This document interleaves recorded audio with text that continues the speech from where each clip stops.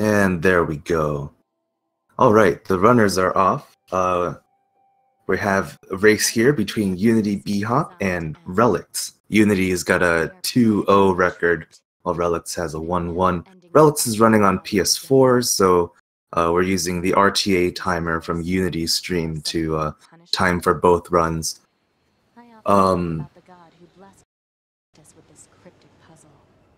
Good luck to our runners.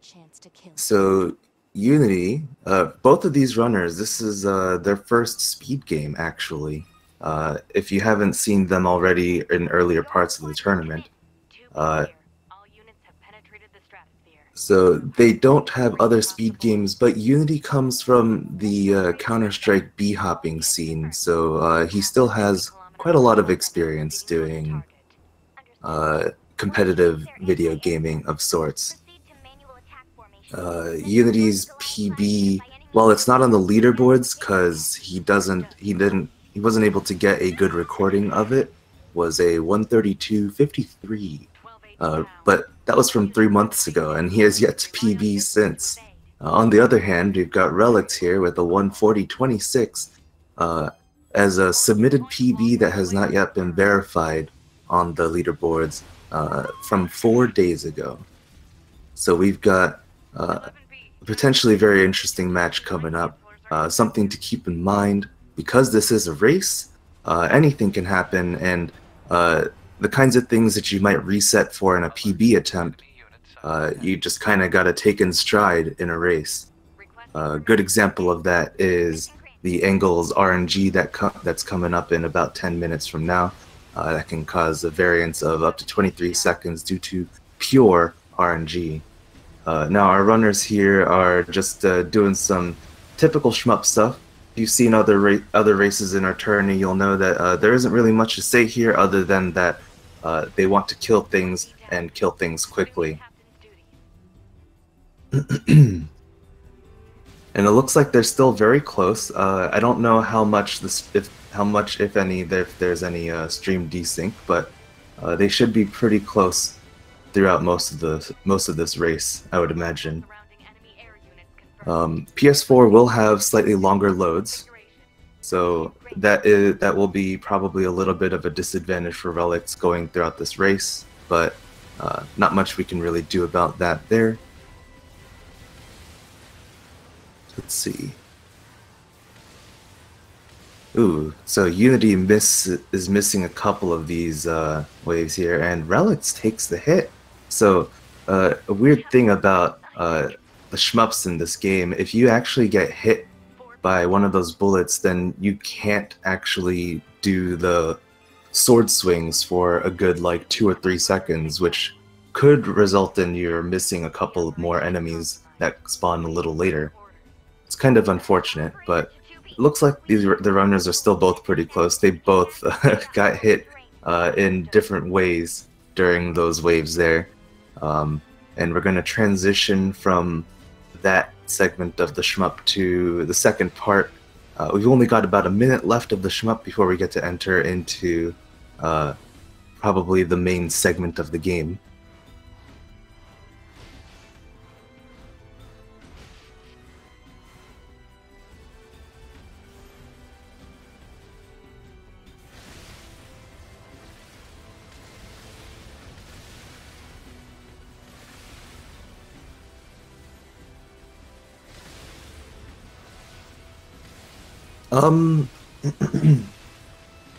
So the race, I'm not sure if that'll actually work out well because Reliictz was actually sitting on the start game screen for much longer than Unity was. The in-game timer actually starts from file creation, not from when you start the game, so we'll probably have to just go off of RTA. IGT is RTA, so there isn't really, doesn't really need to be very sophisticated. But Unity exiting the shmup section and now entering the normal bits of combat. This is Silo 1. He clears those stubbies pretty easily. 4 damage glitches, only slightly slower than world record, which I believe clears those in 3. So very good, very clean, not a single miss there. Reliictz also clearing the same waves with the same relative amount of ease. Look at that. Unity clearing that medium biped to enter into the Marks 1 fight. This fight is it's pretty lame, to be honest. You just fight this thing and it's got really bad accuracy. Most of the time the only reason you even get hit is because you run into it yourself. Unity hits the damage threshold for the dialogue to begin, and yeah, now we just wait for the dialogue to finish, essentially. And that'll apply to both players' screens. They did both use a weapon attack up, which does double your melee damage, so that's pretty neat. That's to hit that damage threshold for the dialogue starting a little sooner. Coming up to our first skip here on Unity's screen, the crane skip, which is very simple. It requires no out of bounds whatsoever, just simple knowledge of the game and clever use of in-game mechanics. How about that? Just using some fancy movement, and Reliictz doing the same thing. Unity doing it very clean. Reliictz. Ooh, Reliictz coming up very clean as well. Good job, Reliictz. Alright, Unity's in Silo 2. Clearing out some of these stubbies here.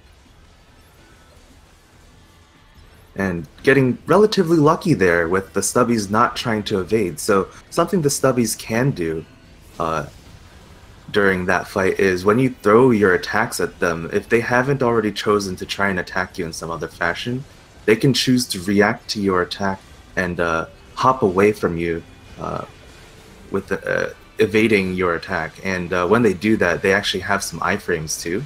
So it can be pretty troublesome if you don't know how to deal with that. But Unity handling that just fine. Unity doing the bridge skip, very precise bit of movement. Reliictz also coming up to that. Let's see if he gets it first try. Unity heading through the factory out of bounds. Ooh, Reliictz missing it for, but he'll get it soon, I'm sure. Reliictz struggling a little bit. Unity clearing through the factory out of bounds with ease. Reliictz gets the bridge skip, and yep, he's all the way over, so good. I think he's a little bit shaken from having goofed up a little bit, but he'll bring it back, I'm sure.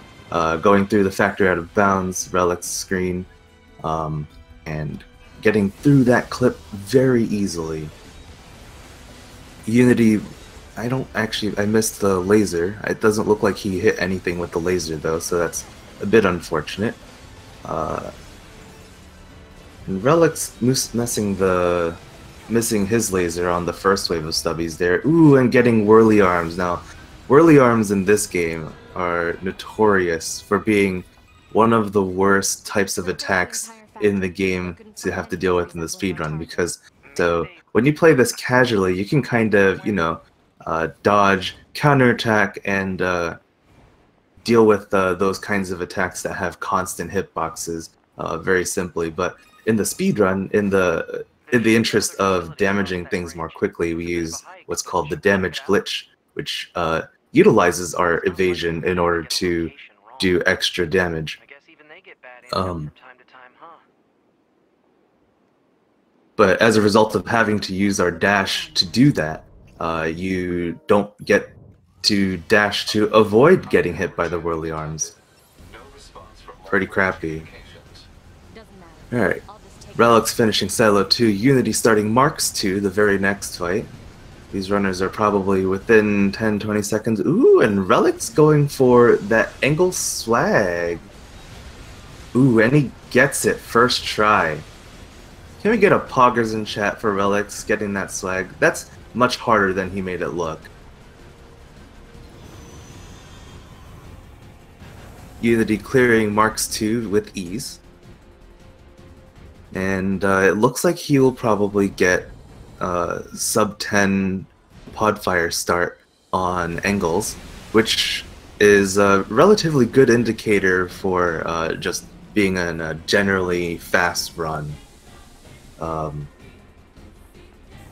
So provided he doesn't goof up any of the following segments here, Unity should be able to get sub 15 prologue here. And look at that, man. He's all swag. He's walking through those missiles, not even looking at the explosions. What a madman.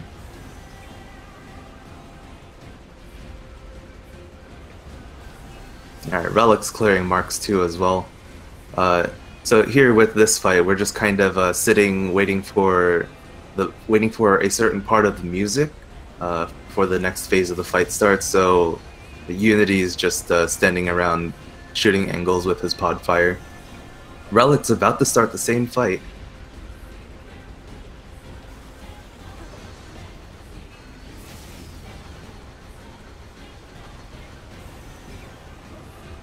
Unity's really got that slow walk game on. And Engels gets to do his first melee attack there. It's kind of unfortunate. Oh, alright, so Unity got the good RNG. I should have explained.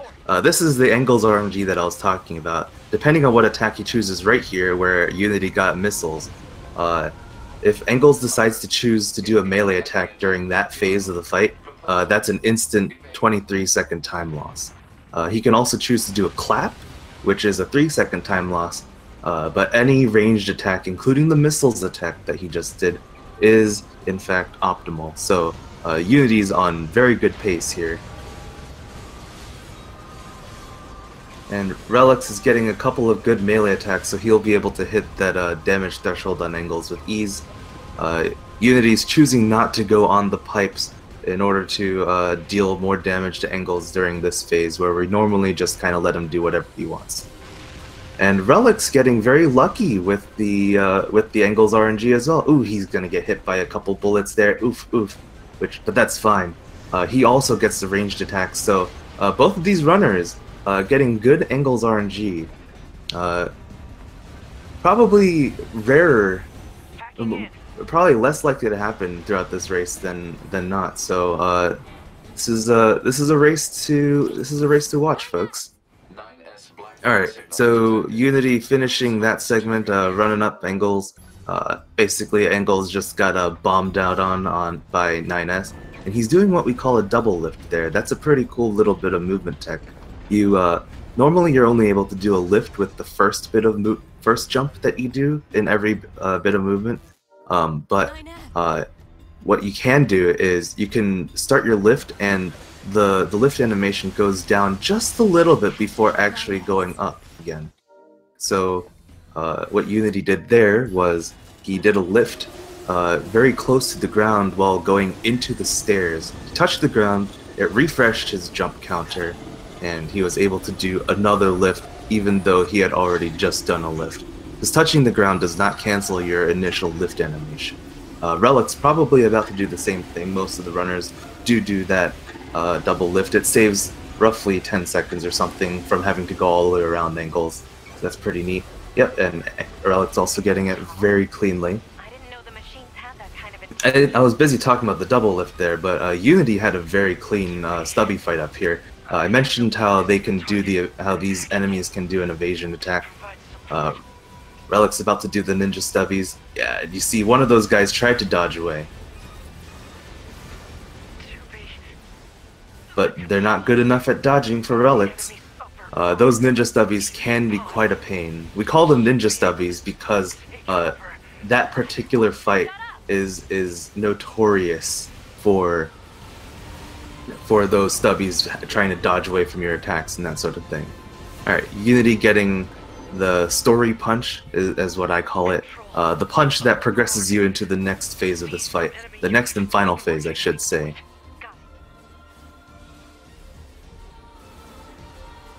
And this is where Unity will take Engels' arm, Marks, and stab him in the face with it. It'll be pretty good. Reliictz is still just waiting on the dialogue to finish before he's able to progress into that part of the fight.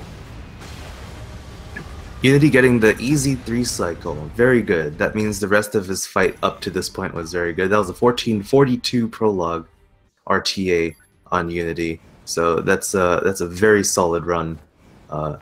kudos to him. Let's see. Right. So Reliictz just got a punch attack after the dialogue finished, which is kind of unfortunate, but he is still getting into the final phase. It's just a little bit delayed than what it would have been if Engels had chosen a shorter attack to do right before the dialogue finished. And we'll see here in just a moment what kind of time Reliictz gets on his prologue. Unity is just going to enter into some cutscenes and stuff, and setting up to be. This is all just menuing on his screen. It's very easy to mess up. Alright, Reliictz getting 3 cycle as well, or the 3 swing with the 1539 prologue. Very respectable. And Unity getting through that 2B setup segment with relative ease. I didn't see any goof ups there, so that's very good. It's very difficult to not accidentally hit confirm at 1 extra time, which will cause extra dialogue. So Unity pulling that off very well. Ooh, Reliictz pausing a little early there, but that's fine. It's only like maybe a second or two. Alright, Unity opting to go for the dash heavy strat through this through the save point dialogue. NieR tells you about the save points. He really, for some reason, he thinks that you don't know anything about this game. I can't imagine why, and has to inform you about how everything in this world works. It's for speedrunners, obviously, it's kind of irritating, but from the casual perspective, obviously, it's very helpful. Ooh, and he gets really good 9S movement there. One of the things that can happen there is 9S can just kind of dirtle around. His AI is really bad, and he might just not enter the elevator right away, but Unity able to coax 9S to enter the elevator very quickly. Reliictz getting through the 2B setup segment just fine. He's gonna do some mashing, and he'll be doing the same things that Unity just did. Unity going through the shmup here. The same thing as earlier, we're just clearing the waves as quickly as possible. Once you know the speedrun, you memorize what direction the waves are coming from, and you just kind of prepare for that. So Unity getting the quick clear on the waves that were coming out the right. They would have been a mirror image of those enemies that showed up on the... He cleared the enemies on the left. They're a mirror image of the enemies that popped out of the right. Pretty quick clears here. He gets hit once, which does slow him down just a little bit, but not too bad. Let's see if what... Wow! Both runners getting 9S to go into the elevator very promptly. Kudos to both of these runners. That's actually quite the achievement. I usually have trouble getting that. Alright, Reliictz about to start the same shmup that Unity just finished. Unity's landing from the shmup into the ruins of the city, which of some nondescript location. The game doesn't really tell you, but this is where most of the game happens. Ooh, Unity walking into that cutscene. That's at least a 2 or 3 second time loss from doing that. So there's a lot of cutscenes in this game, especially for when you're first entering a new area. The game will want to kind of show you, as a new player, obviously, what this place looks like, and give you kind of a scenic sort of tour in just a few seconds. But we want to skip those cutscenes, obviously, and before each of those cutscenes starts, Unity is about to come up to another one of them. Actually, we'll see if he walks into it. If you do an attack animation, or if you jump into any of these cutscenes, ooh, and he does walk into it, shaking the camera a little bit in frustration. You do cancel that slow walk that Unity's been getting. And that saves a significant chunk of time across the run, because there's a lot of these cutscenes all over the place. So hopefully Unity doesn't run into any more of those. Reliictz now landing from the shmup. Unity starting the side quest bits here. Oh. He said no. Target location So while you're mashing, the way you mash in this game is with both the confirm and the cancel buttons. Uh, Obviously, mashing with 2 buttons is faster than mashing with 1 button. You see Reliictz did there. He did a dash swing into that cutscene, so he didn't get the slow walk. Already, he's saving time over Unity, and he will be catching up shortly.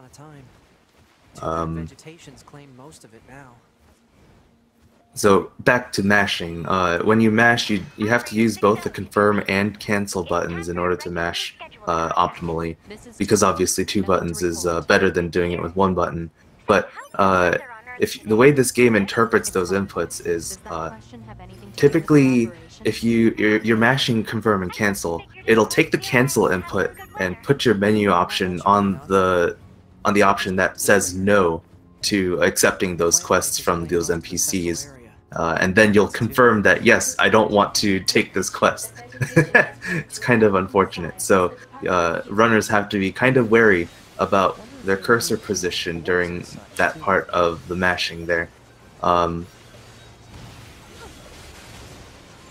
Unity getting the quests without any flubs, so that's pretty good. Ooh, Unity getting an extra drop. That's pretty rare.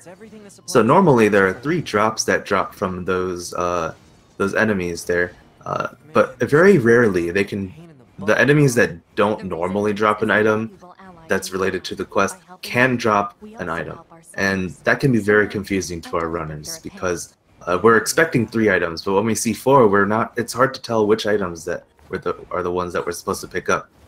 So it's kind of a doozy there. All right, Unity going for that dash swing strat past an NPC to save just a little bit of time and movement. And he should be upgrading his sword here. Yes, he is. Upgrading the sword enables us to use the dash swing movement. And I shouldn't say enables us. It increases the attack animation such that it is actually viable for speedrun use. Otherwise, at level 1, the sword's animations are not fast enough to warrant using this dash swing animation that Unity is using here. Reliictz killing these enemies, and we'll see how his drops look. It can be kind of trolly because sometimes you kill an enemy and you run past it. Okay, good. He only had 3 drops, so it wasn't too bad. Sometimes you can kill an enemy and run past it, and the drop will drop somewhere behind you where your camera is not pointing, so you won't really be able to see. So Unity heading over to the desert on foot. In runs of long times past, we used to use an animal to get all the way out here, but we found different strats that make it so we don't really want to take an animal, and you'll see why shortly. Right around when Unity hits the shop and the save point coming up right here. Reliictz doing the quests, and he should be upgrading his sword as well. Good. And that also will enable him to do the dash swing animation. The dash swing doesn't save too much time, but at the very least upgrading the sword also increases your damage. Unity doing some buys. I'm not sure if those are frame drops. Okay, those are just some frame drops, but he did do the buys.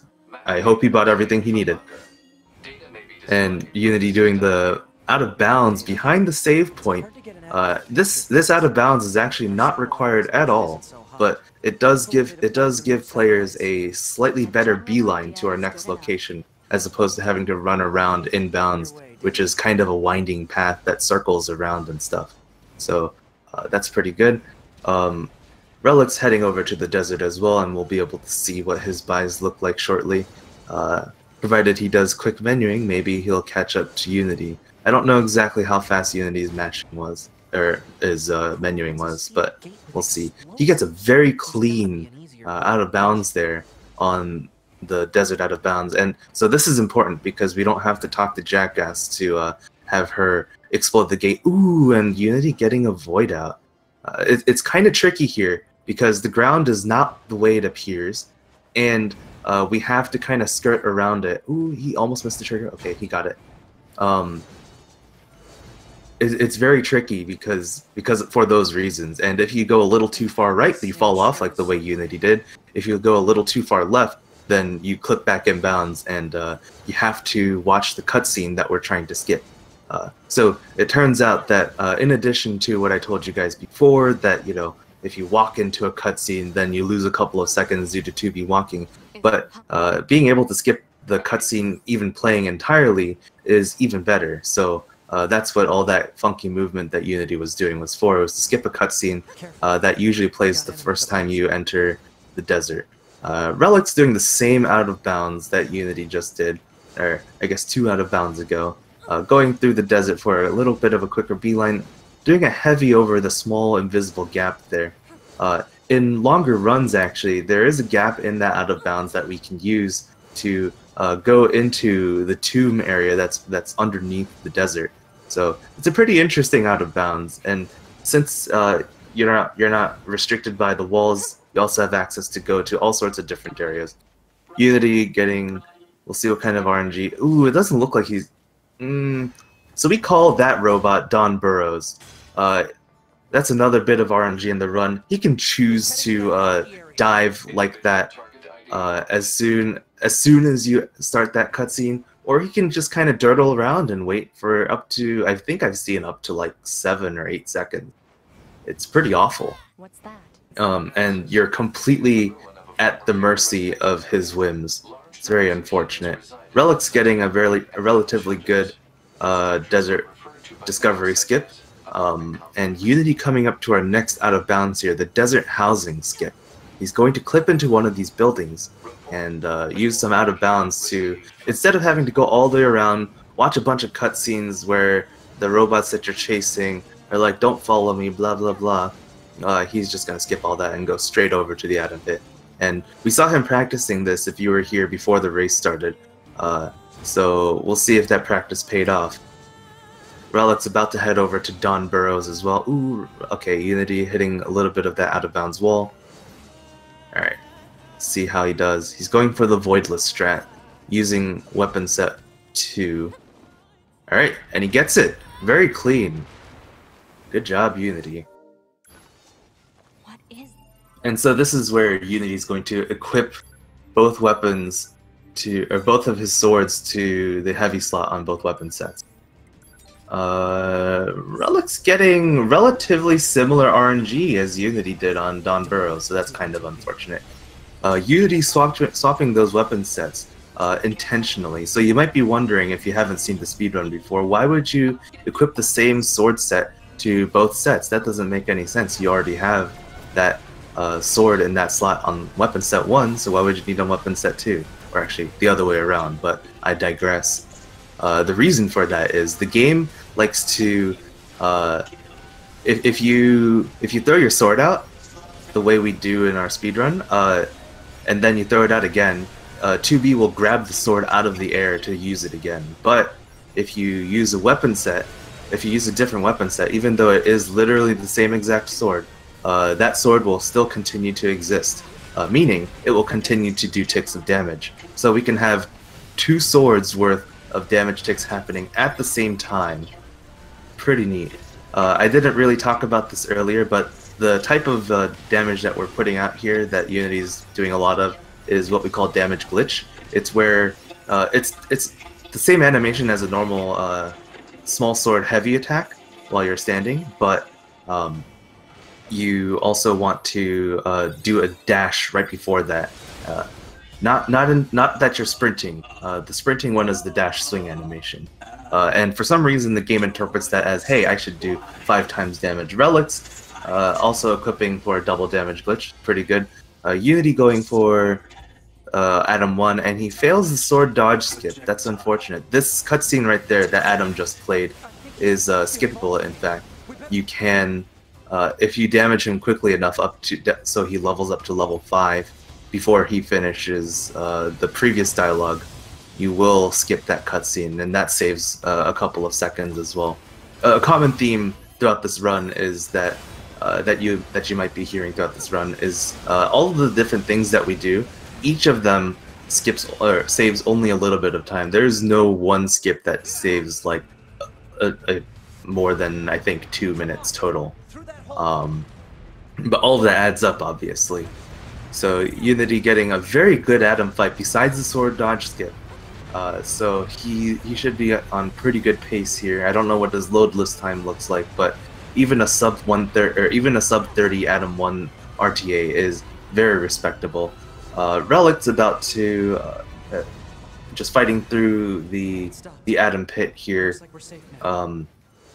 And so this part's timed. He already defeated the story robot, so we're just waiting for some of that dialogue of the robot saying this cannot continue to progress past a certain point.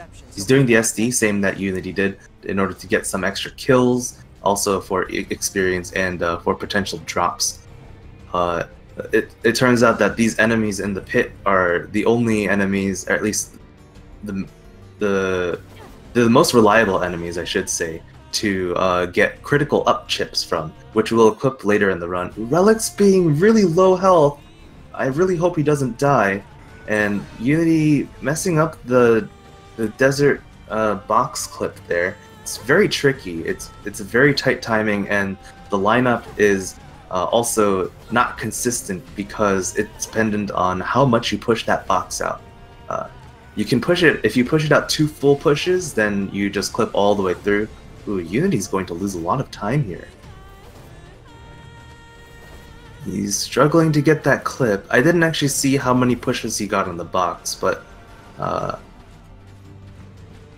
okay, looks like he's adjusting the push just a little bit there. Reliictz doing the Atom 1 fight, and it looks like he got through all the phases pretty smoothly. He's taking a hit and ooh, getting really low health, but he should be good. This is the last phase of the Atom 1 fight, so he should be fine. Unity being really stubborn about getting this this clip. It's a very tricky clip, so yeah. Ooh, oh, and he just went back in bounds again. Unity, please. Yeah, I mean, so like I said earlier, basically every skip in this game that we have only saves a couple of seconds each, so to mess any of them up is basically to lose time. We'll see if that helps Reliictz to catch up a bit, because that was a decent chunk of time loss right there. Yeah, it's unfortunate because the angle that you clip out with is dependent on how much the box is pushed, and the box getting pushed, it's really hard to make how much you push it out also consistent. So you just gotta learn to get a feel for it. Reliictz doing, oh, I think that looked like 2 full pushes, so he might not be able to get the out of bounds here. Yeah, he clips right through, and Reliictz opting to not bother trying again and just cutting his losses, going through the normal intended path. Unity heading over to the amusement park right now. Yeah, if you clip in bounds, generally speaking, maybe it's still worth it to go for it one more time if you get it first try again, but it doesn't save enough time to do it as many times as Unity just did, unfortunately. I heard something about that back at the resistance camp. So let's see. Reliictz heading over from the desert, and he'll be coming up to that dialogue option that Unity just got. Something for you new runners to consider. This dialogue here that Reliictz is doing, if you hold your control stick, your left stick, forward the entire time without moving it, the game will not interpret that as an up motion for the menu, so you can just mash as you want, and be absolutely confident that you will choose the continue fighting option. If you choose the resistance camp option, for those of you not in the know, that does make it so you have to go back to the resistance camp, which will lose you up to a minute or so. In most PB attempts, that's basically reset worthy. However, there are other ways to get to the amusement park if in a race setting like this you were to accidentally select that. It is pretty rare, so you probably won't see that happening too much throughout the tournament. Alright, so Unity now in the amusement park, about to do what we call Let's Play skip. So there's that tank by the roller coaster that plays a cutscene, and it's really long and unskippable, so it's kind of obnoxious as far as we're concerned as speedrunners. And this skip allows us, one, to skip that cutscene, but also to get a slightly better beeline towards the roller coaster here, while still obtaining all of the triggers in order to progress the story. Reliictz doing the amusement park discovery skip, ooh, and he misses it. That's very unfortunate. He needed to go just a little farther in order to skip that cutscene. Unity, I think he got it easily. You just need to get over that cutscene trigger. It's paper thin, but it's a little far out, and we use that tree root there to get the double lift required to get over that cutscene trigger. I don't think the double lift is absolutely required, but most runners, myself included, still use it because it's still a lot easier than going for the single lift option. Unity riding the roller coaster, not really much to say about that. It's just kind of auto-scroller. Enjoy listening to 9S's banter. Reliictz going for Let's Play skip here, falling right on the coattails of Unity. And I need a drink, Justin, please.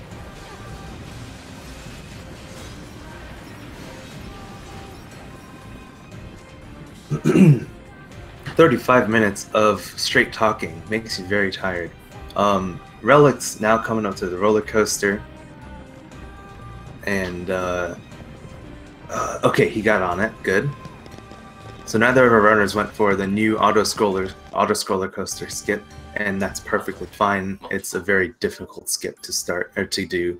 Unity starting the Beauvoir fight. Reliictz will just be going on that auto-scroller coaster for a while now. Turn your attention to Beauvoir here. Beauvoir, one of the coolest fights in this speedrun. One of the coolest fights in this game. Definitely my casual favorite. I mean, who can hate a boss that throws the dead bodies of your friends at you as weapons, eh? Alright, so Unity getting not quite an optimal zero cycle, but he still gets it, so that's still pretty good. And he should be getting hacked soon. We're just kind of waiting for Beauvoir to do her thing.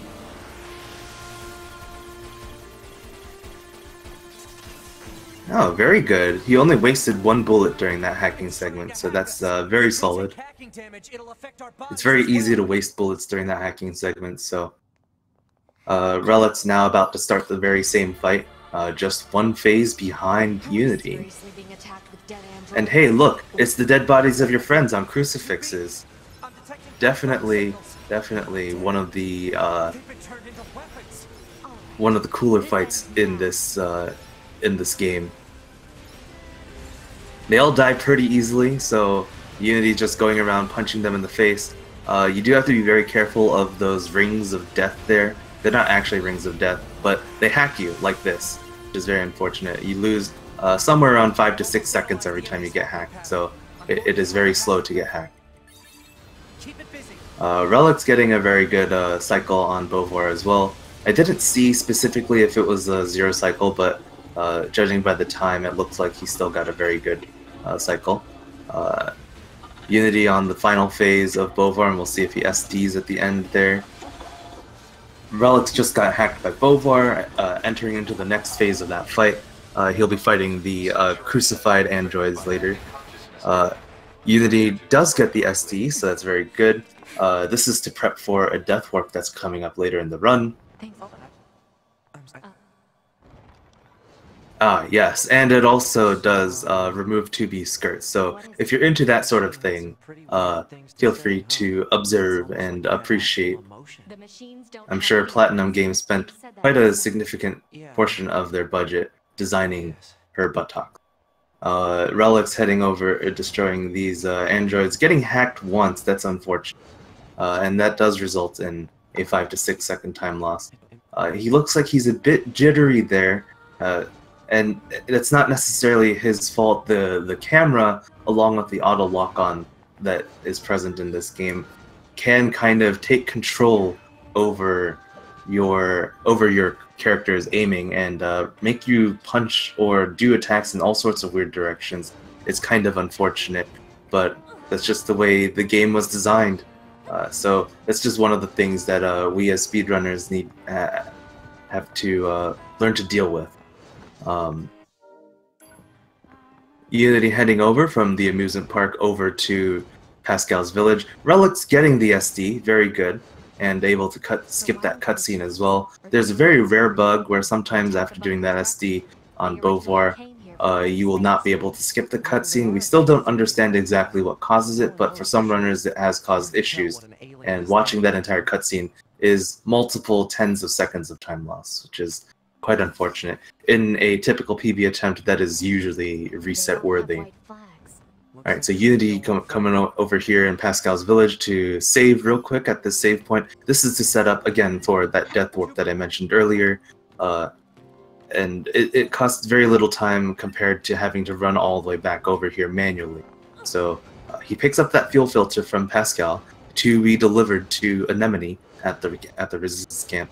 And once he delivers it, he's going to take an intentional death so that he can head back over to Pascal's village, because that's where the next story progression point is very quickly. He's having a little bit of trouble getting the box clip here, but there we go. Unity gets it. A bit unfortunate on how long that took, but that's still not too major. Reliictz also heading over from the amusement park over to Pascal's village. Unity getting a boar. Ooh, and we'll see if does he know about the boar hopping strat? He does! Yes, the boar hopping strat. So, for those of you who don't know, this isn't just a meme. This is, in fact, faster movement than just having the boar sprint. For every time an animal hops, it also gets a very slight boost in boost forward, which is very good, especially when we're going up hills like that. And it turns out that the boar is able to hop frequently enough, because it doesn't jump very high, to make that actually faster than simply sprinting. The moose has really good legs, so it jumps high enough that it's actually not worth it to do that on a moose. But with the boar, and especially with the small boar, because it's got even shorter legs, that's definitely super fast. Alright, Reliictz choosing not to go for the box clip here. He's going around the side, which is a little bit slower, but even second place in the world, Marbles Soda, does this, so it's not a significant time loss. It's mostly a preference thing at this point. And it looks like he's going for a boar as well. A bit slow on the menuing there, but let's see if we get it. And he gets a boar as well. Now, will Reliictz also do the boar hopping? Yes! Everyone knows the boar hopping now. I am so glad. You know, it's one of the best feelings in the world to know that a meme is actually worth doing. So good. Alright, Unity successfully did that death warp there, and he is now heading over to City Angles. We're progressing through this story very quickly, by the way. I hope you're able to keep up. Reliictz opening the shortcut menu for some reason. I think he just mispressed the button there. Command is deploying new flight units for us. They just set the coordinates, so let's get going. On it. In Unity, this is just straight movement, heading over to City Angles. There isn't really much to say other than making sure to stick on the bead lines is very important, taking the shortest paths possible to our intended destination. And Reliictz getting that death warp as well, and it looks like he got it very easily. So sometimes the animals there can be a bit trolly, and instead of trying to attack you, they can try to run away when you shoot them, and obviously we want them to attack us so we can get the death warp. We can't just kill ourselves with a self-destruct. So Reliictz able to get that animal to attack him very promptly, resulting in less time spent doing that death warp, which is very good. Alright, so he punched one of the children in order to cancel dialogue, and now he will talk to Pascal and start heading over to City Angles himself. Both of these runners, they're very close. If in fact Unity, if he does any major mistakes anywhere throughout the rest of the run, and there are still many places to make such mistakes, Reliictz could very well catch up. He just needs to keep on pace like this. Alright, so Unity misses the double jump strat, but he does do the double lift strat, skip past angles, gets past him in very clean fashion, and we're just heading over to the second angles. If you haven't seen the speedrun before, you might be surprised to know that, hey, this first angles fight is actually optional. Haha! And the devs also didn't think that we would try to use high jumps or whatever to try and get past that wall that forms to our left during the first angles fight. Unity's probably going to go for the quick cycle here. Ooh, and he misses one of the pod programs, so he's not going to get a very good quick cycle, but it's still relatively quick, so not too shabby. Reliictz also heading over to the very same city angles, and it looks like his movement's looking pretty good. He's got his beelines and headed straight over. Unity should be shortly heading over to the negotiations fight, which is the movement bit's not very long, but there's plenty of room to accidentally mess up things here. So hopefully he'll get clean movement. Got stuck on the tree root there for a little bit, and a couple of frame drops. So hopefully things will look good. Reliictz is running on a PS4, and he's streaming straight from his PS4, I believe, so he doesn't actually have a timer.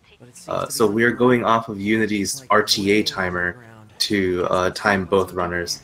I believe Unity should have it set up, so even when he finishes his run, the timer should still continue to go in case Reliictz is behind him. So we'll see if that setup has actually taken place. Seems like they've been here for a long time. Reliictz getting past the first city angles and now headed towards the second city angles. We'll see if he gets the quick cycle there. Unity just starting the negotiations fight, and this is all just waiting on dialogue. There isn't really much to say here. He just needs to defeat them quickly. We'll see if he goes for the out of bounds to get some extra EXP. Reliictz getting a very, very good angles quick kill, so that's very solid right there. We can grow. We can become aware. Who's winning the game? Unity is currently in the lead, but I think Reliictz is not too far behind, maybe around 30 to 40 seconds, give or take, depend because of loading. So both runners are doing very well right now. I think you can see on Unity's timer though that he is a little behind on his time, so I don't know if he's necessarily on PB pace, but he's still doing very well in my eyes. Alright, Reliictz doing some movement there for the movement towards negotiations. Alright, Unity going for this out of bounds here, using a counterattack lift to get some mad hops. Unity known for B-hop, doing that super high hop right there, getting out of bounds and headed out toward the cave area. Ooh, that's true, with the box save scum, that's right. He did spend quite a lot of time there. But you never know. He could perform better throughout other parts of the run to catch up on that time.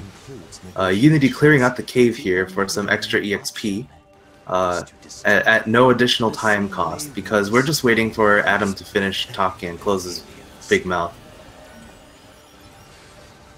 Ooh, I don't know if he got everyone.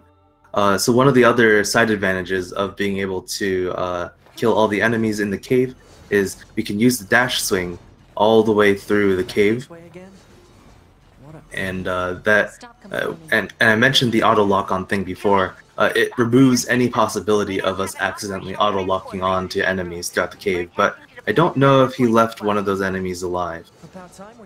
Oh no, I think he got him, so very good. He's able to clear out through the caves very easily.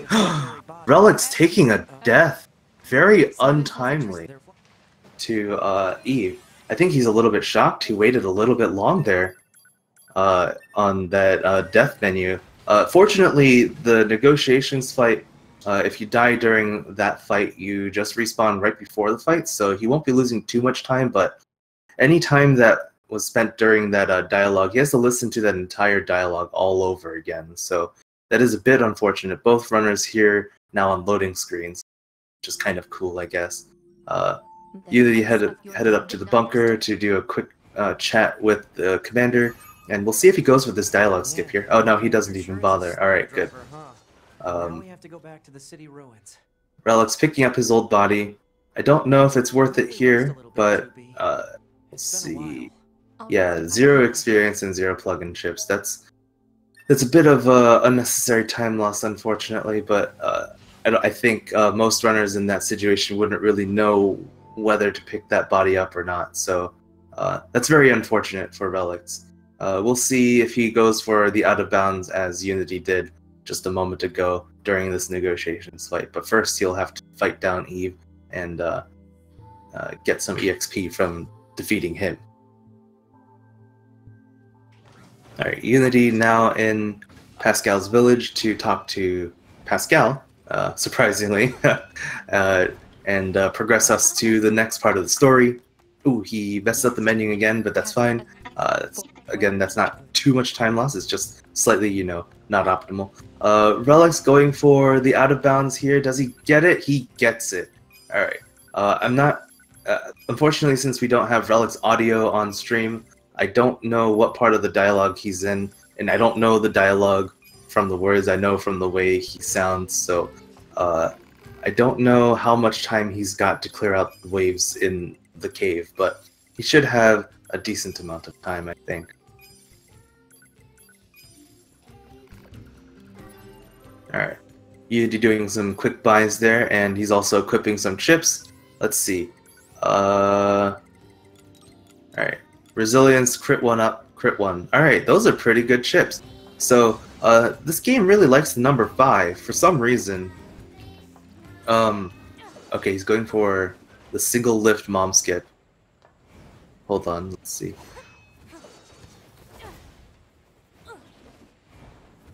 Ooh, he misses the plunge, so he just goes straight into that dialogue cutscene.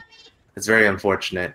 That's a couple of seconds of time loss as well, in addition to the fact that he attempted to go for the skip. Very unfortunate. We'll see if Reliictz is able to catch up by not messing that skip up. I actually didn't see if Reliictz cleared out the cave, but we'll see if he has any auto-lock on targets as he's exiting the cave. So, I was saying, this game really likes the number 5 for some reason. So our damage glitch does 5 times the damage, and it also turns out that crits do 500% damage as well. So, and they also stack multiplicatively. So if you have a crit while you're damage glitching, you're effectively doing 25 times the damage that you would normally be doing, which is pretty insane. We're pretty underleveled throughout the run, so having that amount of damage is very nice to have. Alright, Reliictz heading over to the bunker. I don't think he had any enemies in the cave, so that's pretty good. Unity doing a dialogue skip here, which saves about 20 seconds of NieR asking us about like t-shirts and time passed and whatever. You're getting distracted. Obviously, we don't need to listen to any of that stuff, so we just skip it. Unity getting a relatively clean fight. He had a couple of perfect dodges in there, which does lose maybe a second or two, but overall, nothing to really sneeze at. Reliictz going for the dialogue skip here. Neat. That dialogue skip using 9S as your partner only saves maybe about 2 or 3 seconds, but if you're able to get it first try, then it's absolutely worth going for, because why not? Unity jumping into that cutscene because he doesn't want to accidentally walk into the cutscene again. You want to see 2B in a t-shirt? I don't know if you'll be able to see that in the game. You might be able to find fan art, I'm sure. So, let's see. Unity heading over to the castle to fight A2. He's on... Let's see. So he's got pretty good movement going through this segment here. Killing a couple of pigeons. It's very unfortunate for the pigeons. Interestingly, for some reason, this game actually counts pigeons as enemies. They don't give any experience, but they're like actually there and you can actually hit them. It's kind of strange. I don't know if they're actually pigeons. They're birds of some kind. Reliictz getting good menuing on Pascal, and ooh, he's He's going for Virtuous Contract level 3. Reliictz, the madman. So let me explain Virtuous Contract level 3. I mentioned how the game really likes the number 5, right? Virtuous Contract level 3 is a 55% increase in base damage.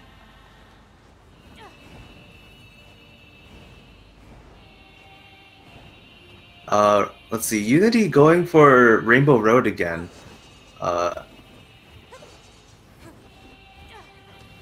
Alright. And he gets it. Second try at least. So there you go. Reliictz the Madman, going for Virtuous Contract level 3. So I didn't actually finish my explanation there. Virtuous Contract level 3 is both a 55% increase in base damage, so that is multiplicative with all the other multipliers that we're putting on there. So he's going to have some really, really sick damage throughout the rest of the run. In addition, it's slightly faster, so you'll have he'll be slightly faster with the dash swings, and his on the flip side, however, because it is a faster animation and in fact a different animation, because obviously with fast animations, what they do instead of just making it quote unquote faster, they cut out some of the frames of the attack animation itself. Some of the lineups for the clips we do later in the run will be slightly different, and hopefully Reliictz will know how to deal with those. But he'll definitely be on pace to start catching up to Unity here with Virtuous Contract level 3. Just stay on the beelines, man. Unity getting over to A2. But why? Let's go, 9S. To be? And taunting there. Let's see, starting the fight with a sick damage glitch. He's not at full health, so he's not taking advantage of that resilience chip that he's got, but I guess it didn't really matter too much. Alright, Reliictz going for that dialogue skip as well, and he gets it. Good.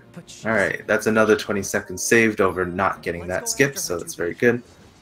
Yeah, Unity went for a really high pod launch for some reason. I think he was thinking about this skip right here where he did a plunge, and forgot that it was just a pod launch, but it's hard to say without actually being able to talk to him. So Reliictz getting a pretty decent fight there. Unity using the pod slow-mo to prevent those enemies from getting too close and preventing him from being able to interact with that save point, which enables him to transport straight back to Pascal's village. It's pretty nice in that you get to skip I think it's like around a minute's worth of dialogue if you were to follow A2 out the side, so it saves a good chunk of time. And Reliictz heading through the forest here with his swag Virtuous Contract level 3. Oh, something else I should mention, Virtuous Contract level 3, whether or not you get it, is completely RNG. 2 out of the 4 items we can guarantee, but the other 2 of the 4 items, whether or not you have them in a run, they're completely RNG. So you don't know until you start menuing for it whether or not you're able to upgrade to it. So kind of unfortunate in that regard that that's the case. The items are available in shops later in the game, but not in a round. So there's unfortunately no way for us to actually like perform some sort of reroute to guarantee us getting Virtuous Contract level 3. It has been investigated. Looks like Reliictz is going to go for Rainbow Road as well, and if he doesn't, if he gets his first try, he'll save some time over Unity, who got his second try. Unity going for Flooded City skip here. He just talked to Anemone. He's headed over to Flooded City with this fancy out of bounds. Turns out that Flooded City is like literally right next to Resistance Camp, so it's pretty convenient. Alright, he gets that intro cutscene, which is a required trigger, and after that he's going to use the Void Out, so he voids back up, way up top at the Resistance Camp, and heads straight over to the Flooded City shore fight. Void Out there so that you just get placed right on, right there, and start that fight. Reliictz doing this really cool skip that I completely failed to mention while Unity was doing it. This is the castle skip. It's very convenient that the devs, even though we never actually walked through windows like that, decided to put in collision on the windows so you can walk on them. It's very nice, and it saves, I think, around 40 or so seconds over running all the way through the castle. So very convenient that we have that, and in fact, it's one of the oldest skips that we know of in this game, or at least that I know of. I'm sure there are probably older ones. This game only being like, I don't think it's quite a year and a half old yet, and this skip was discovered very soon after release.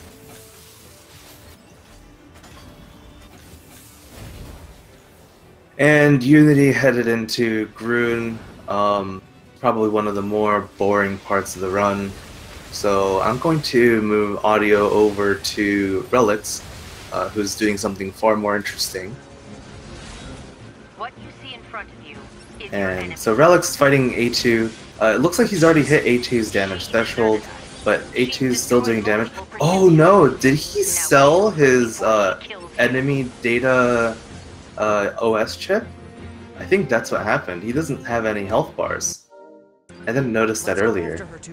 So all the HUD elements in the game are actually tied to specific OS chips that you have in your chip loadout.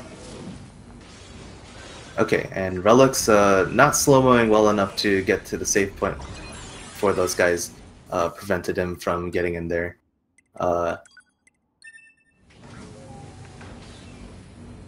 Yeah, the stream looked like it struggled for just a little bit there, but it's back, so no worries.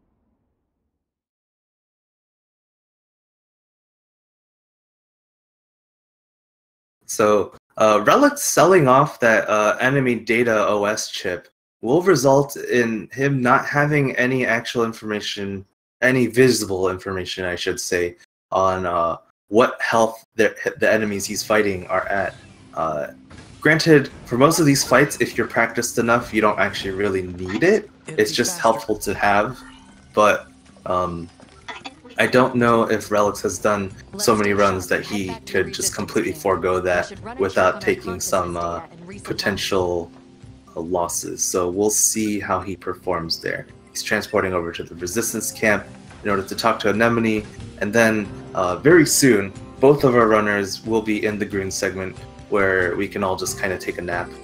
There's really not much to say about the Grun segment. It's a very long shmup segment, about 8 to 9 minutes, if I recall. And you're just killing waves. It's kind of boring. By the way, there is one very important thing to say about the Grun segment, and that is there is currently a bounty out for any glitch hunters out there interested in earning a little bit of hard-earned cash. We currently have a bounty. The NieR Automata community has a 2,000 and I think $200 some bounty for anyone who's able to find a speedrun viable version of skipping this shmup. We've tried so many things and have yet to find anything that is viable, so we're really hoping someone hears our pleas for help. And yeah, $22.50 plus a curry pizza plus a bottle of liquor from Windsuper. So there's a lot at stake here. Reliictz failing that Flooded City skip the first time, but gets it handily the second time, so pretty good. On Unity's screen, you can see that Grun finally spawned, which is very unfortunate. Now we know he's going to be stuck in that shmup for another 6 or 7 minutes, which is very boring. So I can be home in time for dinner and a Oh, bath. interesting. I've never seen that dialogue start playing from under the ground. So Reliictz now fighting Grun, or now fighting the short fight that's right before Grun. That chicken robot's laser can actually do a pretty decent amount of damage, And in runs where we use taunt +3, which increases the damage that enemies put out in exchange for us being able to do even more damage to them, that laser can one-shot you. So it's pretty scary sometimes. It's scary for me. Alright, Reliictz having a little bit of trouble with the whirly arms, but it looks like he got them. He also sold his minimap, so it's hard to tell whether the enemies are all gone, but he did do them all, and he skipped that dialogue, so he's able to spawn the flight units and now enter into the Grun fight. Switch the audio back over to Unity, as he's a little more progressed through this fight, and you can tell from the transition in that audio that there really isn't very much of a difference in what's going on. He's just shooting around, killing things. If any of you know how to use emojis, you can post your sleeping accommodations in chat for both of our runners here, because they will need some sleeping accommodations to help them get through this relatively boring part of the run.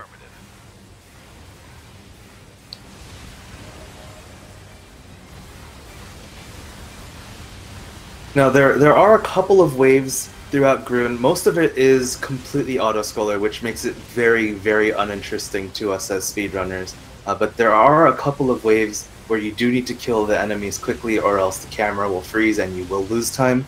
But but more often than not, it's mostly auto-scroller. So, yeah, the first segment of the shmup here that Reliictz is on, which he will be ending very shortly. That part isn't auto-scroller, so killing those waves as fast as possible is very important. Ooh, and Unity getting a troll cycle from the cores. So there are 3 of these cores that you have to fight during Grun. This first one you have to fight in kind of a vertical perspective, and the other ones you have a more horizontal perspective, and you'll understand what I mean when we get to them. But they have these 4 cores on the side that before you destroy all 4 of them, you can't destroy the core in the center, and Grun can be a bit trolly with those core cycles, because sometimes even though, and Unity didn't get the 1 cycle, but sometimes even though you get the 1 cycle, Grun can decide to move the cores in such a way that you can't attack the remaining cores. Very unfortunate. Having trouble over there? And unfortunately, in the shmup segment, we are only able to attack in the plane that we are currently in, if that makes sense. So I called that the vertical perspective because we are only able to attack cores that are either above or below us, not the cores that are to our left and right, if you were to think about it from 2B's perspective. So very unfortunate that sometimes you just, due to RNG, you just lose, I think it's around 6 to 7 seconds for each troll cycle. And there's really not much you could do about it. Reliictz fighting the Goliath Flyer here, the last fight right before Grun actually spawns, and Unity about to shoot some fire in Grun's mouth. I'll help aim. Listen to 9S here. This thing's armor is too thick. We need more firepower. 2B, let's try for a more direct approach. Direct? Oh, right. That's right. Lay down some fire in its stupid mouth. Yeah, lay down some fire in Grun's stupid mouth. Ooh, and Unity fails to get the 1 cycle. It's very unfortunate. I don't actually know how much time loss that is, but that can't be good. That's not one that I've timed. And Reliictz just finally got Grun to spawn, so both of these runners are now in the exact same fight. Hooray. Despite being a couple of minutes off from one another, this fight is so long that they can still be on the same fight. What a fun fight. What a fun Grun. We all love Grun. So, I think basically the only 2 important things of note in the rest of the segment before the shmup ends is the Core 2 and Core 3 fights. Hey 2B, I think I have another idea. And basically they work the same as the Core 1 fight, with a slight difference. So once we get there, I'll explain a little bit more. Oh, one really nice thing about Grun is for those of you who have played this game, I'm sure you'll have gotten annoyed somewhat with 9S as your partner. As speedrunners, we get very annoyed with 9S as a partner because more often than not, he just makes us slower than faster. So it's very nice that after this point onwards for the rest of this run, you no longer have 9S in your party. We get to be solo 2B. Otherwise, they're just going to go off course.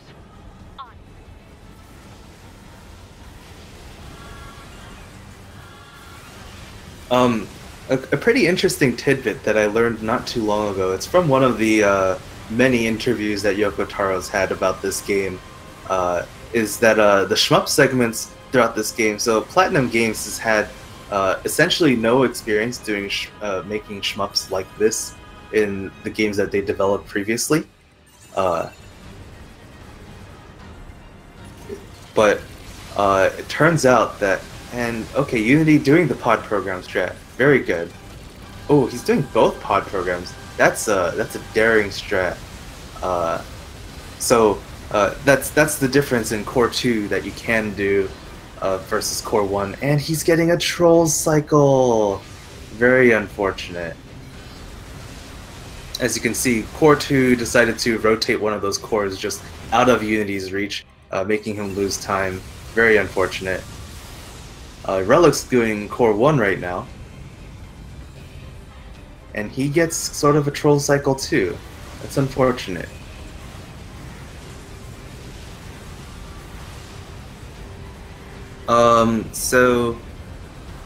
One of the interesting tidbits that I found out from one of those interviews is that Platinum didn't have very much experience doing RPGs or shmup segments when they first started developing this game with Yoko Taro, and it turns out that actually the shmup segments, like Grun, were mostly directed very hands-on by Yoko Taro. So if you like this shmup segment, give a shout out to Yoko Taro. If you don't like this shmup segment, then man, Dan's game Yoko Taro.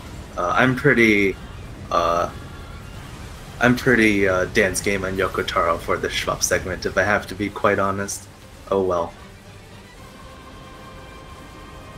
Also, hello Cagliostro. The world record for this run is a 124.54. Both of these runners, and I don't have their PBs up anymore. I think Reliictz has a 140 something from just a couple of days ago, and Unity has a 132 something from around 3 months ago. So both of these runners should be finishing within the next 20 to 30 minutes for sure. Alright, Unity doing the last core here, and he misses the one cycle yet again. Very unfortunate. The optimal strat here usually is to use a pod program on one of the small cores, jump over to the other core and kill that very quickly with just pod fire and melee swings, and then if you kill them early, then the cores will rotate a little earlier and you're kind of almost guaranteed to get the correct core rotation. Reliictz, let's see if he gets the one cycle on Grun shooting him in the mouth. Very good. Very good. Grun shooting him in the mouth. And Unity finishing the Grun segment, saving all of us from our sleeping accommodations. Thank goodness we don't have to fall asleep while watching this. Oh, and he gets the dialogue there. But I guess that's not too much of a time loss since he did get the correct drown warp. So that movement right there was just so that he could skip having to run around and just go straight over here with the drown. Saves just a few seconds. I don't think anyone's actually timed exactly how much, but it is faster, so that's nice. And he's doing another drown warp here, which also saves just a couple of seconds. And he's coming up to one of the more notorious skips in the run, the copied city clip. We call it that because it is a clip that we do from out of the sewers in order to get to the copied city a little faster. It's not because we clip out from copied city or anything like that. We've got a different skip coming up once we get to that segment. So Unity, okay, here we go. This is a very, very precise clip. The execution is very simple. It's just a normal move with a heavy hold. and he gets it first try. But it looks like it looks like he went on the wrong path. Oh no, I hope he isn't lost. Alright, there we go. He's found his way. Oh boy. First try copied city clip, but moved out a little bit too far there. Most difficult trick in the run? I wouldn't really say so. It's definitely, back when we didn't have a lineup for it, it was definitely considered the most difficult trick. But with knowledge, this trick is not very difficult at all. So it shouldn't pose any problem for either of our runners. It might be difficult to set up quickly, but actually getting it should not be a problem. We have several lineups that we know of, or several ways to line this up correctly to get that clip. And Reliictz on, I don't remember if this is core 2 or core 3. Oh, this is core 2. So okay, he got one troll cycle there. Unity starting the Adam 2 fight, and he's about to do what we call mansplaining skip. This is in fact to skip Adam's mansplaining, because for some reason that guy just loves to talk and tell us about how he likes death and stuff, and we're like, dude, we don't got time. We have to go, we gotta go fast. So we're able to save right around 48 seconds-ish of dialogue right here using this out of bounds, and we're also going to open the elevator, because it turns out that when you enter the elevator, you make the pod start talking, and the pod talking will override whatever line of dialogue that Adam is currently on. So we'll see if Unity gets it. Alright, good. He gets it. I know. Let's move.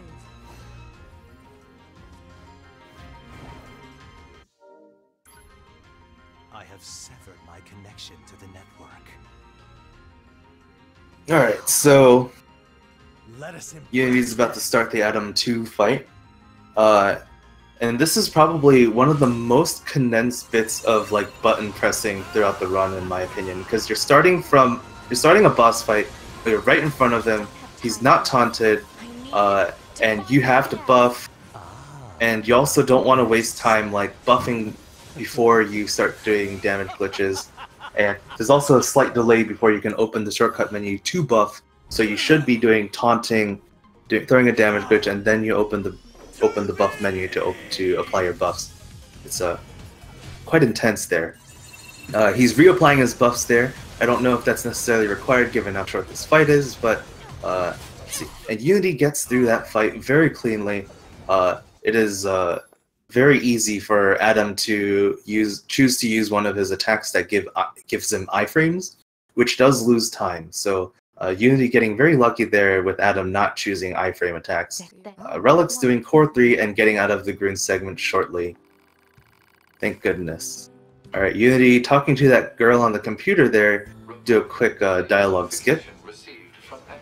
And this saves probably around 10 to 15 seconds.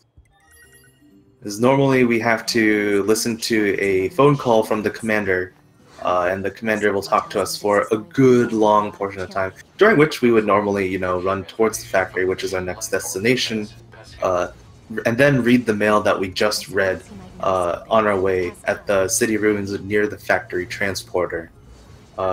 Unfortunately, even reading the mail there results in 1, we have to do a little bit of extra movement, and 2, the dialogue doesn't finish in time for once we get to the spot where we're supposed to meet up with Pascal.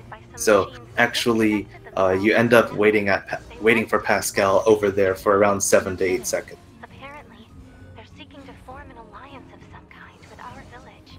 Reliictz also doing the same drown that Unity did to head out from the flooded city, heading over to the copied city.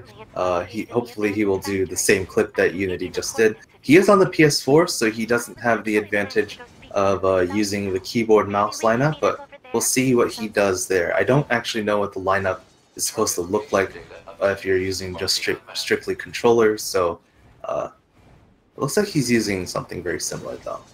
And he gets it first try. Reliictz the God. Alright, so one of the disadvantages of the PS4 is that it does have slightly longer loading times. As you saw, that elevator took a little bit of time to load in, Granted, Unity didn't land right there, so he gave the elevator the time it needed to load in, but if Unity were to have landed the same way that Reliictz did just now, the elevator would have already been there. So, pretty good. Certainly does.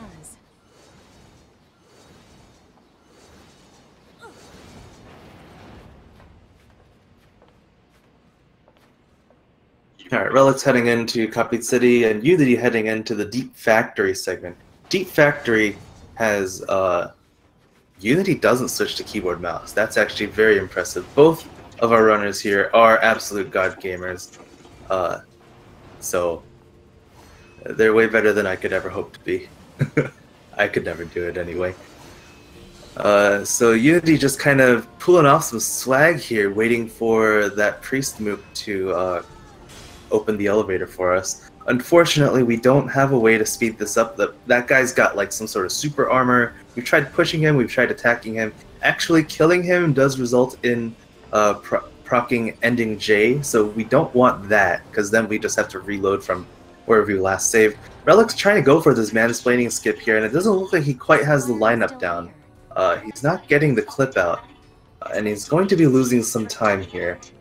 Hopefully he doesn't lose too much and he gets that clip soon. Otherwise, that is a 40-some second worth of time loss right there, and that is very unfortunate to have this late into the run.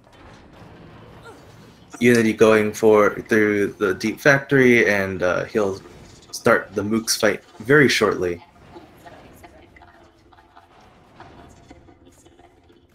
Alright, it looks like Reliictz is giving up on mansplaining skip, which is very unfortunate. Hello. My name is Pascal. I'm here to discuss the peace treaty. Alright, will Unity skip the Mooks fight? So we have two options here. We can either fight the Mooks and get a certain amount of EXP, and he is choosing to skip it. Let's see if he gets it. And he gets it, good. So we have, in order to unlock the elevator that comes up next, we do have to kill a certain number of Mooks, but it also turns out that voiding out the way Unity did just now despawns the Mooks for a very brief moment, such that the elevator unlocks thinking that all the Mooks have died. Getting some frame drops there, but it looks like he's doing pretty well there, and Pascal was cooperative and entered the elevator very quickly. Alright, so Unity's going to be doing factory skip, and he gets that clip out very smooth. Very well done, Unity. Oh, Reliictz doesn't have the enemy HP bar thing, so I don't think he knows how much health Adam has. Granted, you have other indicators to know how much health he's got, but this will be interesting for him for sure. Unity choosing to sprint to this part of the skip. So factory is the factory skip, which lets us skip basically all of this Deep Factory segment. Essentially lets us skip the entire factory segment. It's split up into 3 parts though, and Unity is attempting to do part 2, which is undoubtedly the most difficult part of it. We need to void out the way he did just there, but also reach low enough to get this trigger that Unity just got. And doing well, so he got it, and he's gonna go for part 3, which is very simple, just a double plunge out to the end. It is very risky, however, because if you mess up that double plunge there and get stuck behind the scaffolding that he just landed on, that is a soft lock. There is, as far as we know, there is no way to get out from that situation. So, alright, and he's able to get the kill on that level 20 Mook that's lying there. That gives him a little bit of extra EXP bonus.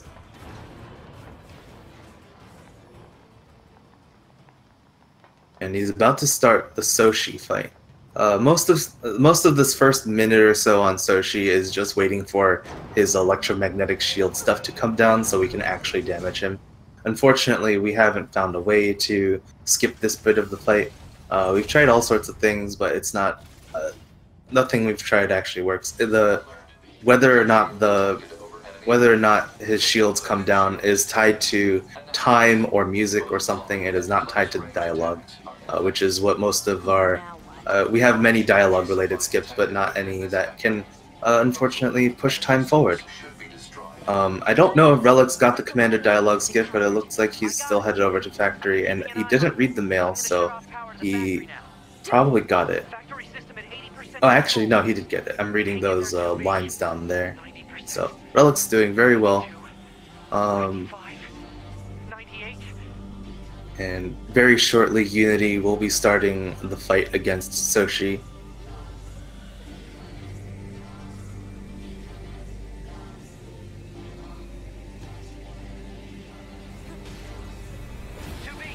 Okay.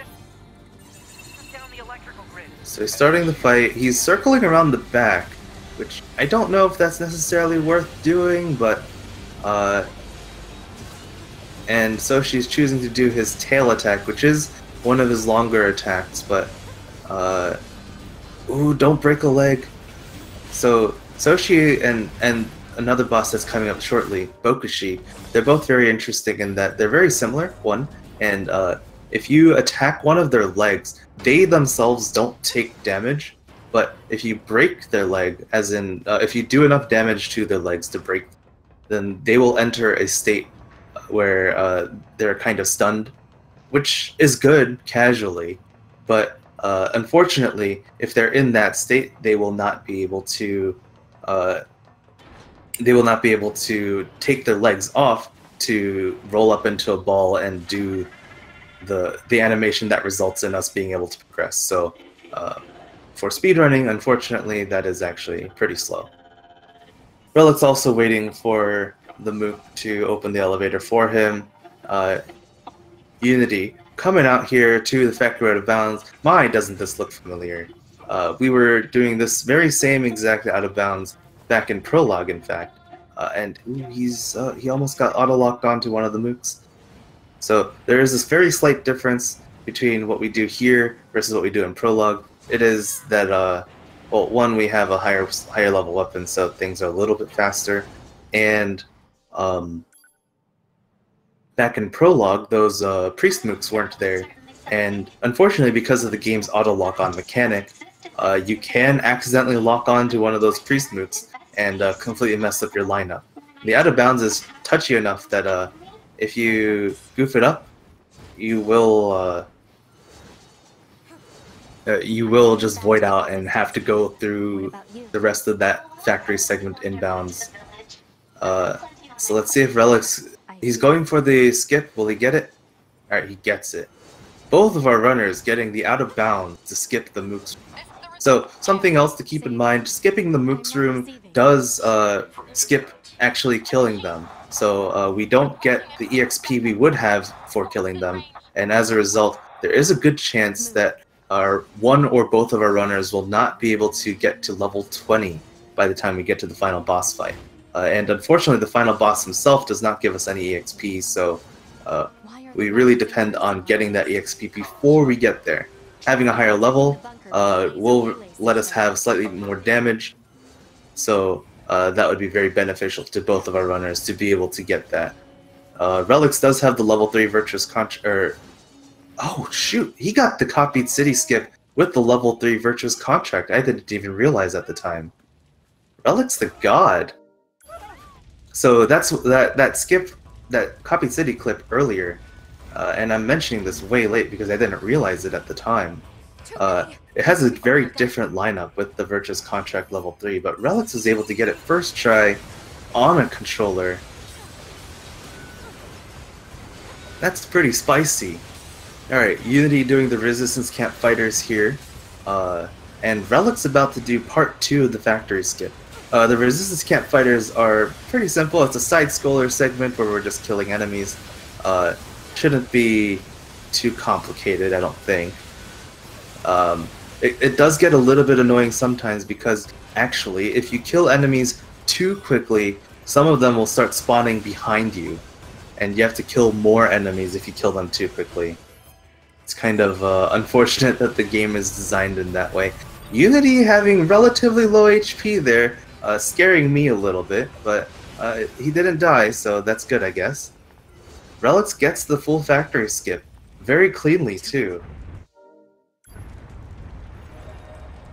Alright, Unity just hit level 18. If he hits level 19 off of off of Bokushi, then he should be gold for hitting level 20 because both of the cores will give him the EXP he needs to hit that. There's also a chance that he'll hit level 20 even if he hits level 19 after killing core 1, so we'll see. That's the fight coming right after this. Bokushi has an interesting mechanic where he shocks the ground, and it's kind of obnoxious in that you know, if you get hit by that electricity, you would get shocked. Thankfully, in the speedrun, we have the resilience chip, which prevents us from taking that sort of recoil damage, and you can't actually take damage from the shocked ground more than once per number of seconds. I don't know exactly what the timing is, but it's a pretty long amount of time. So, Unity killing Bokushi in pretty quick fashion. He also got a very good animation at the end. I don't remember if that was instant vacuum or if that was a little bit later, but he's killing core 1 right now, using the hill in order to position himself in an advantageous way. He hits level 19 off of core 1, so there is a chance he will hit level 20 by the end of this run. I don't know if he will actually or not, though. Reliictz currently fighting Soshi. I don't know what the timing is like right now for when the shields are going to come down, but it looks like he's buffing, so those shields should be coming down any moment now. There we go. Unity heading over to core 2, the snakish core, and we'll see if it lands on the fence.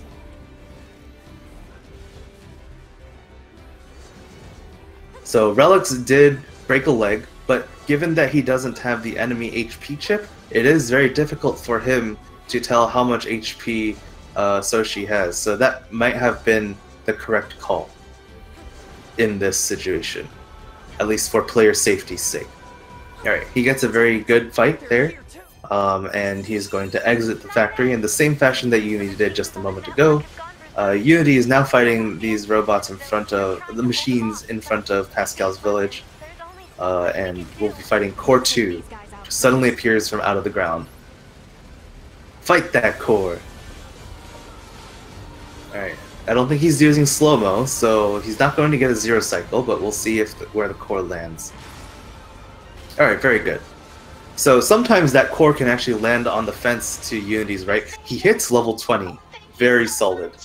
What happened here? And if it lands on that fence, the core will actually not. It'll be very difficult to damage, and definitely not be possible to damage using the damage glitch. So we're very thankful that the core did not land on the fence there.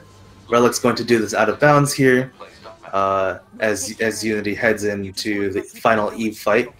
Do be careful. Let's see. And Reliictz gets through that with relative ease. Very good.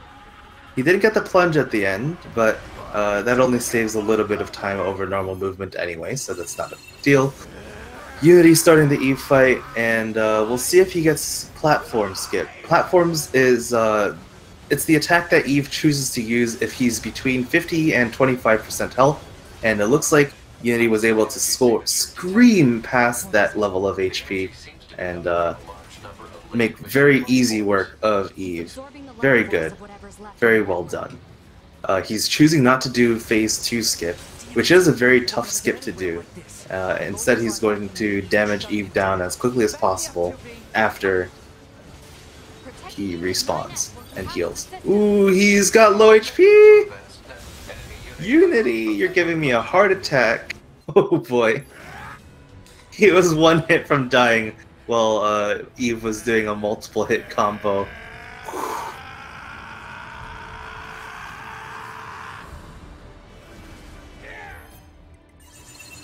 Alright, and Reliictz heading over to the Resistance Camp Fighters. Unity fighting Eve phase 3, shortly phase 4.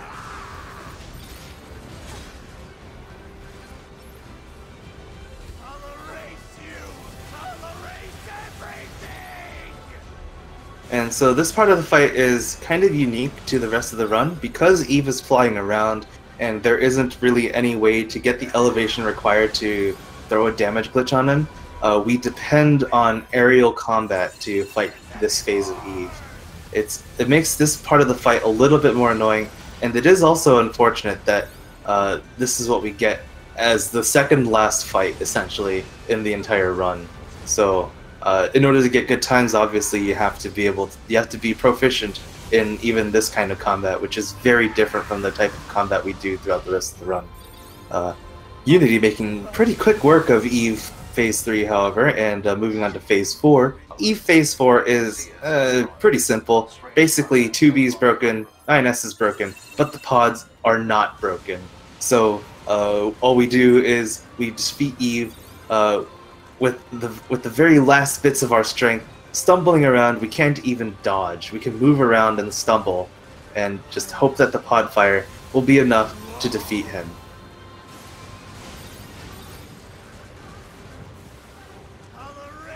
And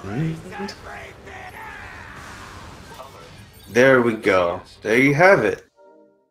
Unity with a 135-50 something RTA, it looks like. Should be pretty good. Reliictz heading out to do Bokushi right now. It's okay. I can always reload my backup data from the bunker. But you'll lose you, the you that exists at this very moment. Guess so, but I can't upload this corrupted data to the bunker. And it looks like he might be trying to break a leg. I'm not really certain. He's spacing himself out for it. Alright, so he does get Soshi. Unity B-Hop with an official time of 1:35:58.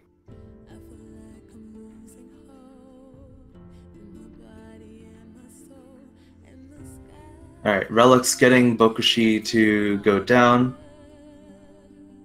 And should be fighting. And he gets the instant vacuum. That's very good. So one of the things that can be pretty annoying for us in the run is that Bokushi, when he does that vacuum attack, he can sometimes choose to do some other random attack, which obviously takes up time. We don't know exactly what all causes what, so unfortunately we don't have a consistent way yet to make him do the instant vacuum. So it's very nice to for him to have done the instant vacuum there.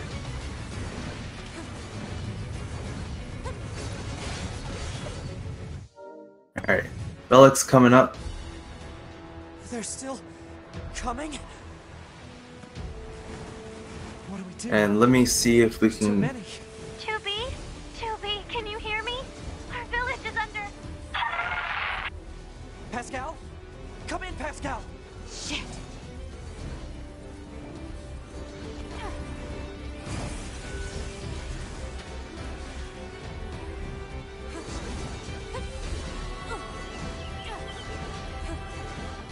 Alright, Reliictz heading over to Core 2.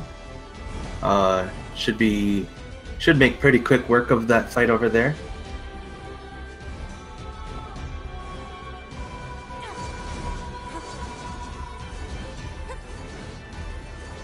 Damn it! They're here too! 9S! It seems the machines on the network have gone berserk. They sealed off the entrance to the village and are trying to hold them off. And he makes pretty quick work. I think Reliictz was the one with 2 crit plus 1-up chips, so he's got a pretty good loadout. He's got Virtuous Contract level 3. He's got all the damage he'll have ever wanted.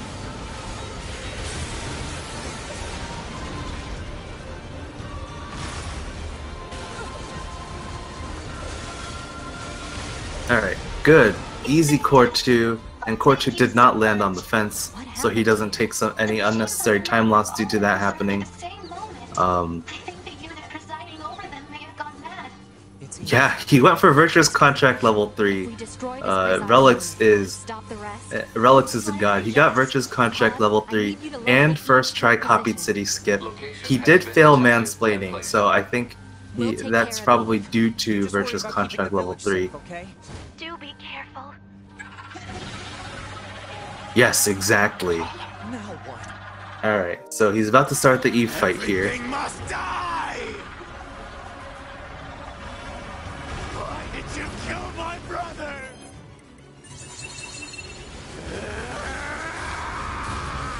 I And oh, we don't have an HP bar, so it'll be we have no idea where Eve's gonna do his platforms or not. Oh boy. Oh, he skipped it. Good. That little growl that Eve was doing was him trying to raise the platforms, but if you're able to get him damage down past the 25% HP threshold before then Eve will cancel doing platforms. So Reliictz getting past that and making pretty quick work of him. I don't know if he should still be attacking Eve while he's healing, because it doesn't look like he's going for the phase skip. He got the phase skip! Reliictz, the god! Phase skip with no HP bar. My goodness.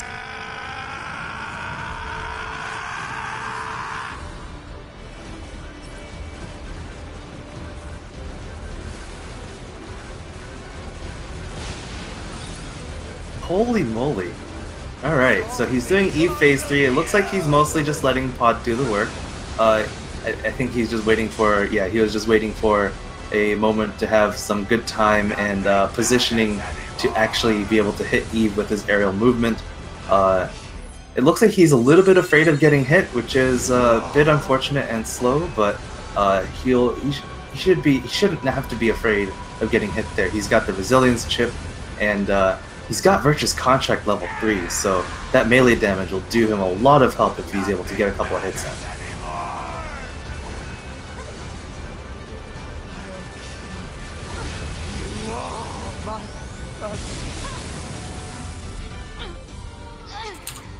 Alert. NFCS destroyed. Close range combat. Alright, so Reliictz is entering Eve phase 4.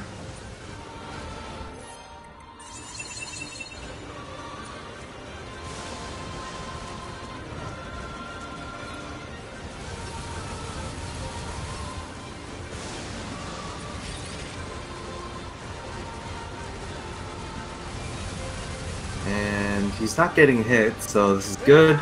And we don't know how much HP Eve is at currently, so we don't know when to start trying to position ourselves under him. Or at least, I don't. Maybe Reliictz has an idea. There we go. There we go. I must have been corrupted when Eve detached from the network. No. It's okay. I can always reload my backup data from the bunker. But you'll lose you. The you that exists in And he should be finishing very shortly. We'll probably have to retime the actual RTA based on the VOD, but I'm gonna guess it was somewhere around a 140. So this is pretty good. Hey, and we've got both of our runners in the chat here. Hey Reliictz, hey Unity. How's it going, guys? Hi. Yeah. How do you guys feel about your runs today? That was the worst early game I've ever had. Yeah, tell me more about it. From the start, I had my binds wrong. I had my use items and my shortcuts switched around. So I was just misclicking that constantly. I left probably like 10 seconds total for that. Oh yeah, I remember seeing you. At the very start. Yeah, you pressed shortcut menu somewhere, and I was like, why did you press shortcut menu there? That doesn't really make sense. I asked in Discord when we started. I was like, which one's which? Oh no, that's unfortunate. Hey, I'm glad you were still able to push through and finish that run though, despite that. It's got to be pretty annoying to deal with. So man, I didn't see when you posted that message in the commentary Discord, but I'm guessing when you said I'm mad, that was because of the box clip save scum in the desert. That was terrible. Yeah. Oh man, we were talking about that too, about how many times you're trying to get that clip. I have no idea why that took so many tries. I feel like yeah. I missed it once, and maybe I was locking on or something, but I wasn't going towards them, so I guess I just messed up. Yeah, and I think there were at least 2 times that you got the clip, but then you clicked back inbounds after you tried to move out to the left. Oh, I felt really bad for you, man.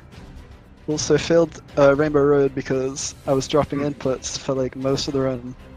Oh, I don't you know were? why. Oh, dang. Yeah. That's unfortunate. I didn't get the pod launch, I guess. Mm-hmm. I don't know. So, Reliictz, you're a madman. Getting Virtuous Contract level 3, selling your enemy HP bar thing, and having I think it was 2 crit plus 1s on your loadout. I can't remember, honestly. This was just a train wreck.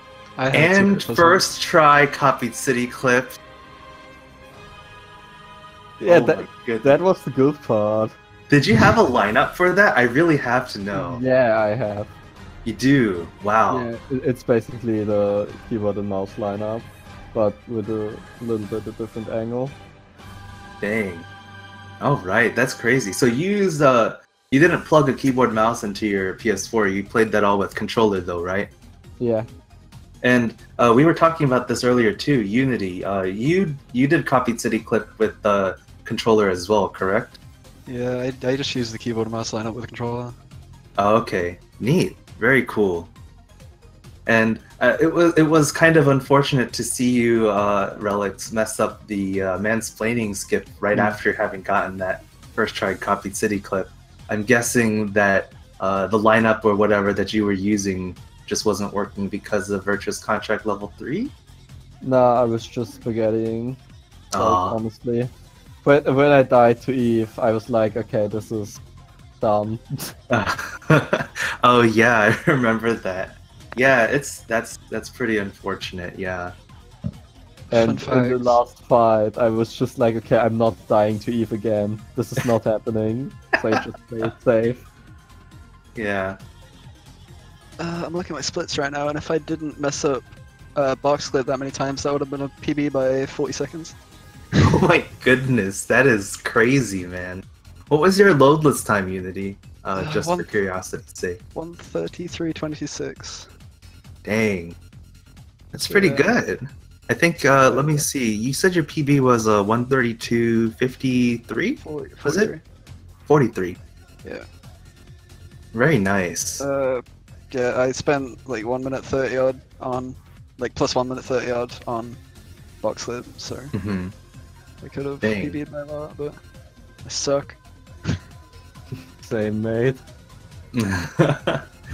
Hey guys, you know, you just if you just do a couple more runs, you'll get that PB, and the same goes for me as well. I had 4 golds in this one, by the way. I dang! Had, let me count mine. I got a few. 1, 2, 3, 4, 5, 6, 7, 8. If I might ask, since Reliictz, you have the shorter list, where did you gold? At Adam, Child, at Engels, at well, I have God, so when Pascal is saying the Peace Treaty stuff. Oh yeah, yeah. And at my ending. Very cool. So that would be the Eve 3 and phase 3 and 4, correct?